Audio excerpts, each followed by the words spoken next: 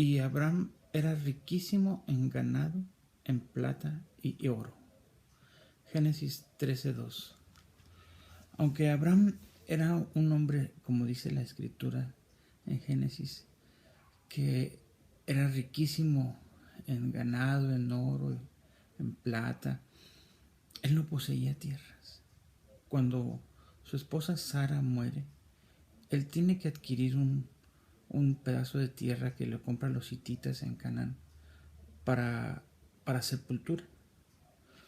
Pero una cosa un poco intrigante es por qué teniendo tanto dinero y tanta riqueza él no adquiría tierra. Y meditando en el Señor a través del Espíritu, me puse a pensar que el Señor le mandó a hacer una nación. Y todos pensarían que una nación comienza con tierra, pero a Abraham le fue revelado que el poder comprar un territorio en cuyos habitantes el temor de Dios no existiera, no iba a ser posible. Tenía que ser él mismo, a través de sus generaciones, como él había sido estéril, era para él una intriga en su mente cómo podía suceder eso. Recordemos que de Abraham pasa a ser su nombre Abraham, padre de naciones. Entonces a él le es entendido que una nación no es solo el espacio de territorio, una nación comienza con los habitantes que pueblan ese territorio. Por eso el reino de Dios y la nación de Dios comienza en el corazón de la persona, comienza desarrollándose en su familia, adquiriendo un espacio santificado para Dios, una colonia santificada para Dios, un mismo, una nación. El problema que enfrenta los Estados Unidos hoy, al cual muchos han dicho que esta nación perecerá prontamente, y me pregunto, ¿qué no se dan cuenta de que habemos millones y millones de personas temerosas de Dios en este país?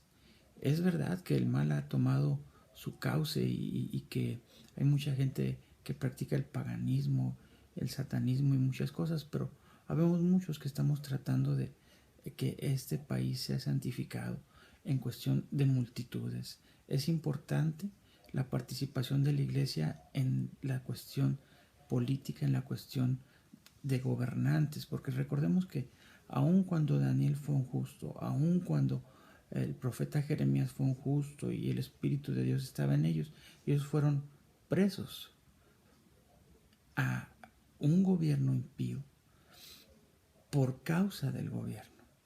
No había duda, ellos eran unos grandes hombres de Dios. Entonces, nosotros no queremos esa situación, nosotros queremos que este país y las naciones, como está profetizado, darán sus pies al Señor y someterán sus voluntades al reino de Dios, pero comienza no con la tierra, comienza con los corazones de las personas, las familias, y es cuestión de multitudes. Ahorita estamos pasando por un proceso en los templos, en las congregaciones, que a causa de las revelaciones y a causa del aceleramiento de Dios, muchos han salido de sus antiguas congregaciones para plantar por diversas circunstancias, unos en desobediencia y otros porque sus pastores no coincidían con sus doctrinas.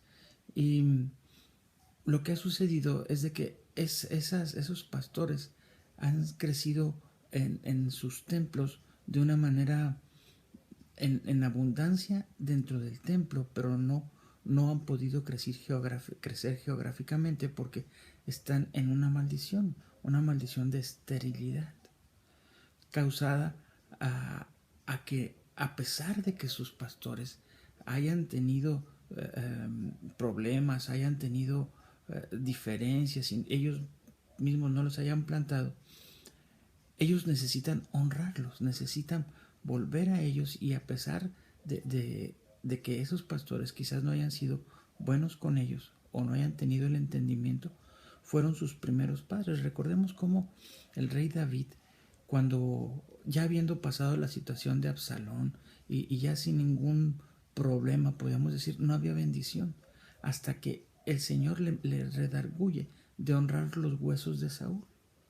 Esto es un principio, este es un principio que la iglesia tiene que aprender. Tenemos que reconocer nuestros padres espirituales, así hayan sido, como el caso de Saúl, quienes nos hayan perseguido, pero fueron fundamentos. En su tiempo, recordemos que Saúl eh, salvó al pueblo de Israel que le sacaran los ojos. Fue un mover fuerte de parte de Dios. Eso es lo que tenemos que reconocer. Al reconocer de una manera, honrar, no es nada más decir merece mi respeto. Es honrar, significa apoyar económicamente. Es algo que el pueblo necesita saber la diferencia entre respeto y honra. Honra a tus padres y tendrás largos días. Significa la ayuda, no nada más la ayuda de que sí, papá, no, es una ayuda de ayudarlo cuando ya esté convaleciente, económicamente, de soportarlo. Recordemos que en aquel entonces no había seguro social, ni había pensiones, ni nada, y aunque la persona hubiera tenido dinero, alguien lo tenía que ayudar. Entonces la honra es algo fuerte, no implica nada más el respeto o la admiración, implica muchas otras cosas más. Y en este caso, tú puedes romper esa maldición honrando con una ofrenda, un reconocimiento, poniendo la fotografía aún mismo en tu templo de aquellas personas que te impulsaron, aquellos que fueron tus padres espirituales. Eso romperá esa maldición de esterilidad y pondrá en tu corazón la importancia, pastor o líder, de lo que es la expansión geográfica. Hay iglesias muy grandes, ¿verdad? Pero que han crecido para sí mismos, pero no han plantado una sola iglesia. Y eso es algo que tenemos que aprender nosotros de los metodistas, de los bautistas, de su sistematización. Si usted observa una iglesia bautista, ellos siguen el código de la iglesia que está en el Apocalipsis, la Odisea, Filadelfia. Les ponen el nombre geográfico donde se encuentran. Hoy en día te encontrarás que sus templos tienen el nombre de la colonia o de la calle donde se encuentran.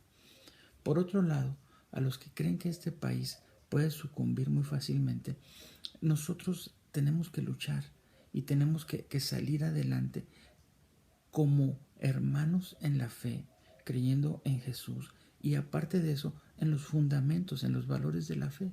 Aquellos partidos que tengan el valor de los 10 mandamientos, conformémonos por lo pronto y impliquemos a nuestros hijos y a nuestras generaciones a estudiar leyes, a actuar políticamente, a tener injerencia, a no quedarnos callados.